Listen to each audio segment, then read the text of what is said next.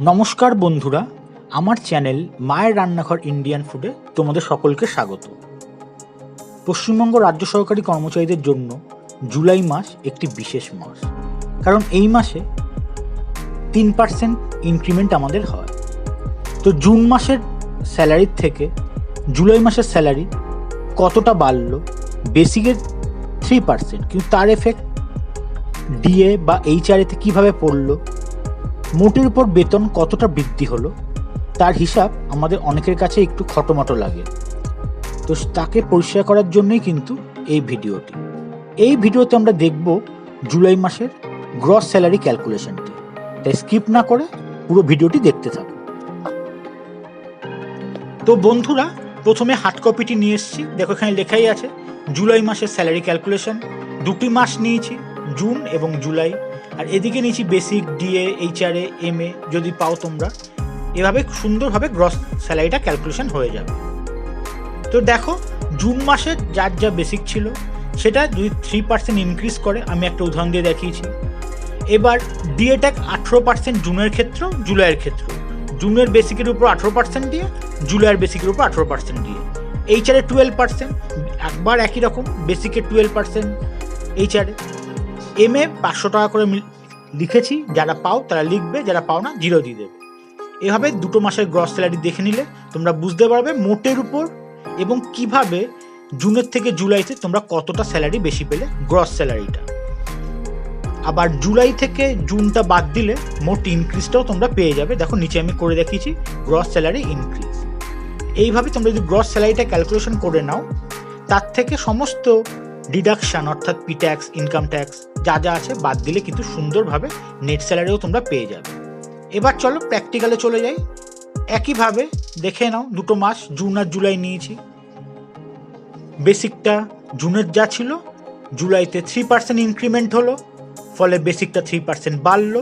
DA 2 মাসের ক্ষেত্রে 18%, জুনের বেসিকের উপর 18%, জুন মাসে ডিএ পেয়েছো, জুলাইয়ের উপর তাই একইভাবে ডিএ পেয়েছো 18%। এইচআরএ দুটো মাসের ক্ষেত্রে 12%।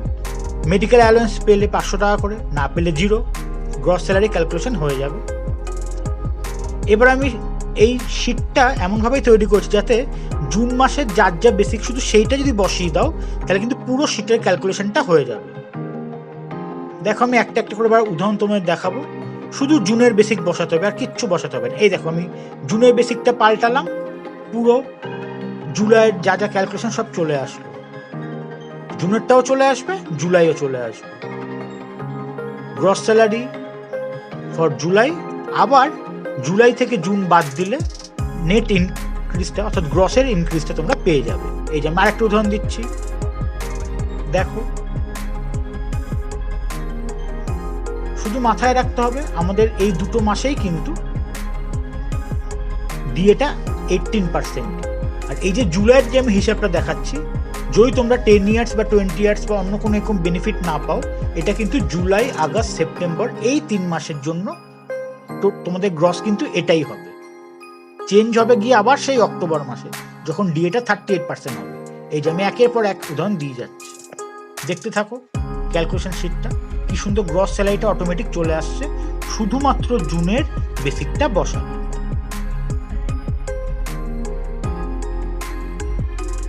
তো বন্ধুরা, তোমরা দেখতেই পাচ্ছ একটার পর একটা উদাহরণ দিয়ে আমি দেখিয়ে দিয়েছি যে এই ক্যালকুলেশন শিটে যদি তোমরা জুন মাসের বেসিকটা শুধু বসাও তাহলে জুলাই মাসের পুরো ক্যালকুলেশনটা কিন্তু অর্থাৎ গ্রস স্যালারি পর্যন্ত তোমরা পেয়ে যাচ্ছ।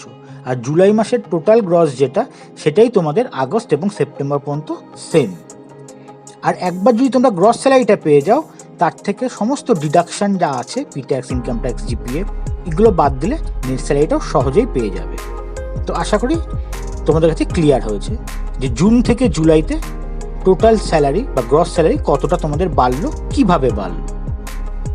তো বন্ধুরা, যদি ভিডিওটি ভালো লেগে থাকে একটি লাইক এবং প্রচুর শেয়ার করবে, এই অনুরোধ রাখছি।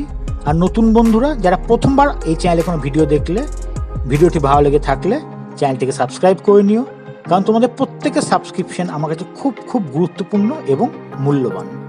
আর পুরনো বন্ধুরা বরাবরের মতন সাথে থেকো, তোমরা আছো বলেই আমার এই পথ চলা। সকলে খুব ভালো থেকো, হাসি মুখে থেকো, এই কামনার সাথে ভিডিওটি শেষ করছি। নমস্কার।